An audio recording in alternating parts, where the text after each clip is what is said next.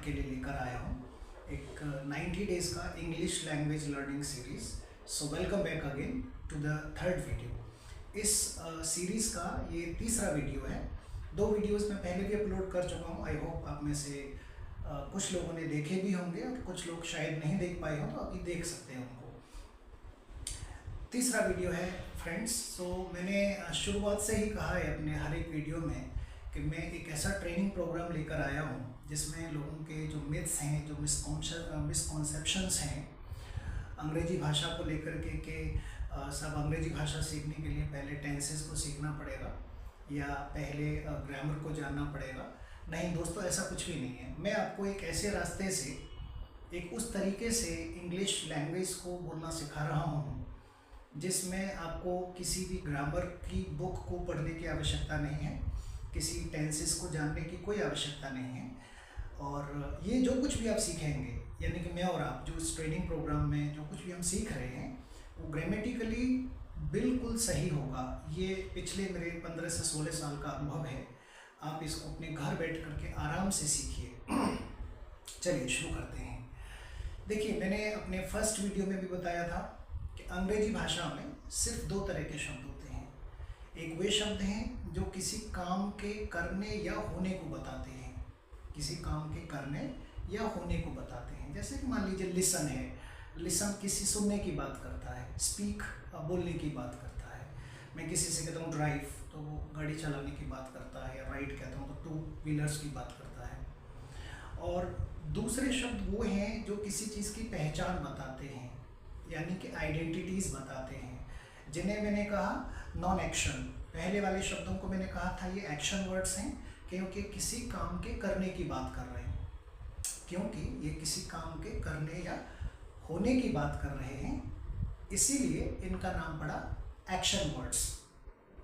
दूसरे शब्द उनका नाम नॉन एक्शन वर्ड्स क्यों पड़ा? क्योंकि वो एक्शन नहीं है, वे एक्शन नहीं है, इसीलिए उनको नाम दे दिया गया नॉन एक्शन वर्ड्स।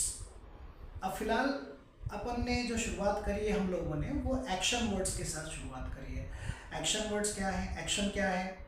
जो कुछ भी आप करते हैं वो सब एक्शन है।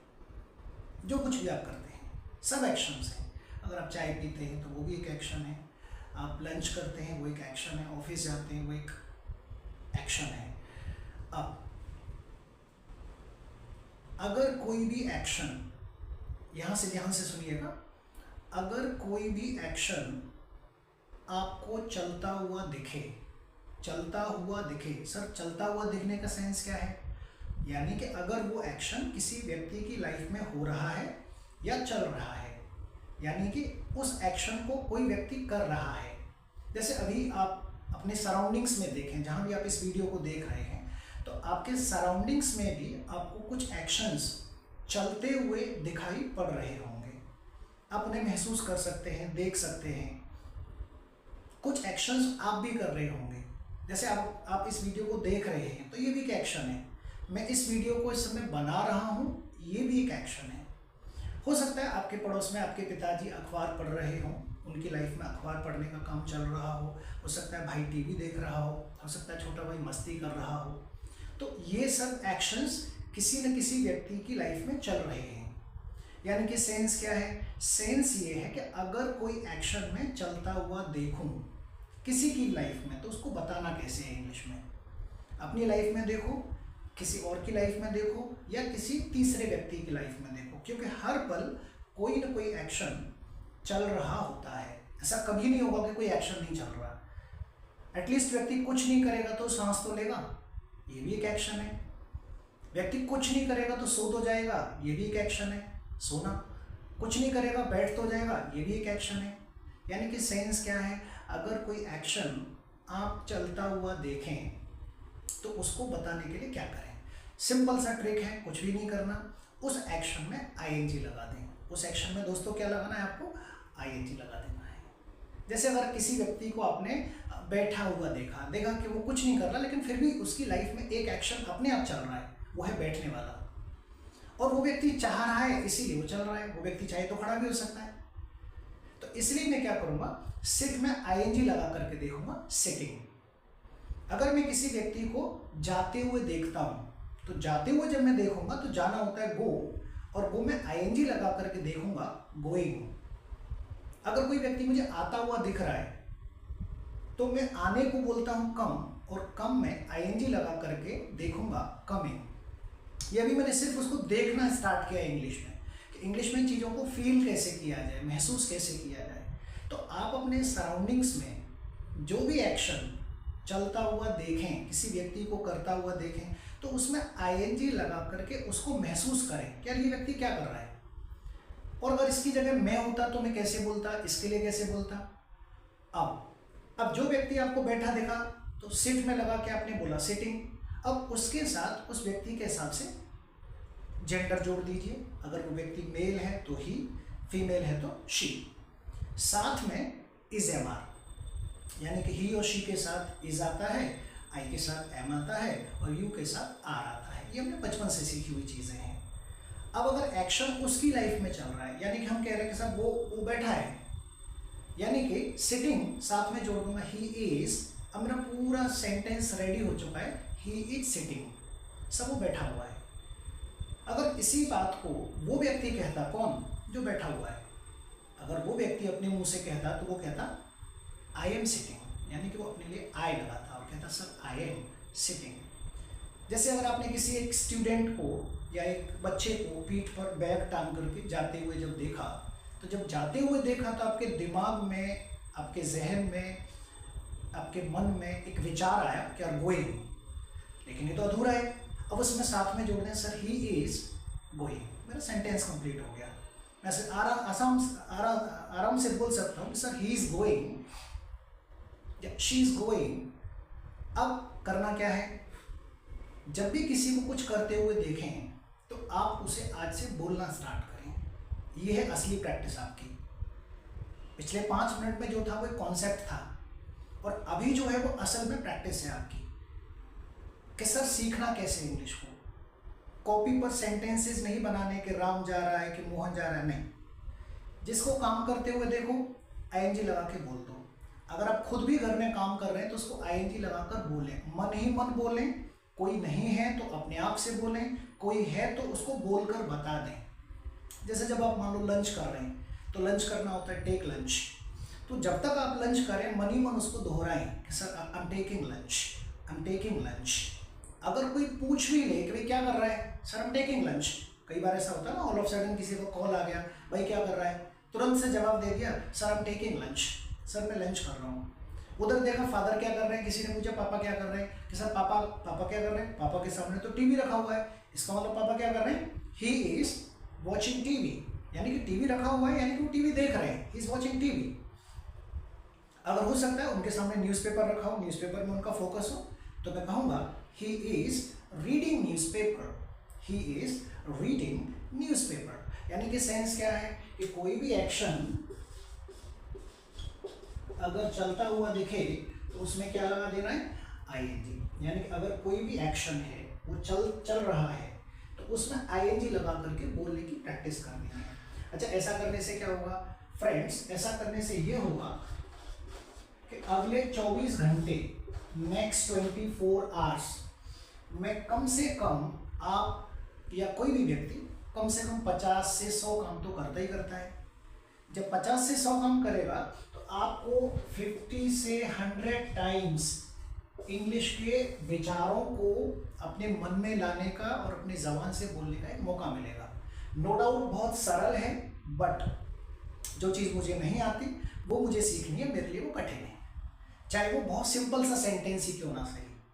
अगर मैं घर में मम्मी को देखता हूँ कि मम्मी खाना बना रही है, तो मम्मी को देखते ही मेरे मन में अगर ये विचार आ गया, oh she is cooking, oh she is making food, तब मान के चलो कि सही मायने में आपकी प्रैक्टिस चल रही है।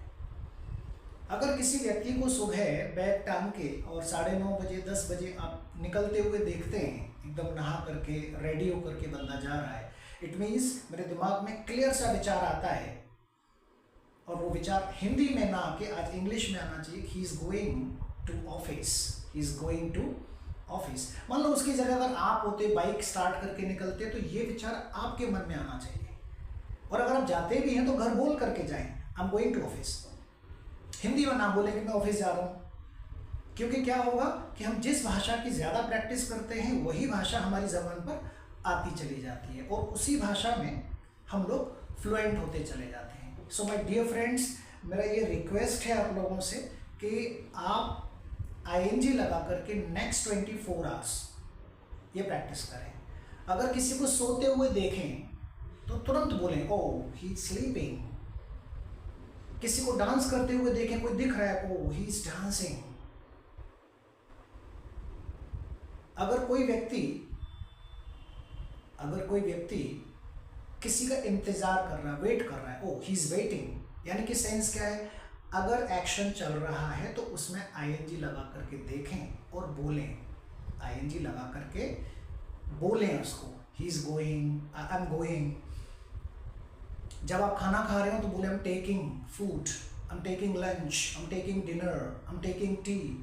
तो ऐसा करने से क्या होगा, आई रिपीट अगेन, कि 50 से 100 बार आपको इंग्लिश बोलने की आवश्यकता पड़ेगी। और दूसरा जो सबसे बड़ा फायदा है, कई बार ऐसा होगा कि आप ING तो लगाना चाह रहे हैं, कई बार ऐसा होगा कि आप ING लगाना चाह रहे हैं, लेकिन आप जिस एक्शन में ING लगाना चाहते हैं वो एक्शन आपके पास है ही नहीं। जैसे आपने देखा मम्मी आटा गूंद रही है, ओ माय मॉम इज आटा गूंदिंग, यानी कि यहाँ आटा गूंदने का जो एक्शन है उसमें मुझे ING लगाना नहीं आया, यानी कि ING तो मैं लगाना चाह रहा हूँ लेकिन एक्शन हो तब तो लगाऊंगा। जैसे मैंने किसी को बर्तन धोते हुए देखा, ओ शी इज बर्तन धोई, तो ING तो मैं लगाना सीख गया, लेकिन एक्शन का होना भी तो जरूरी है।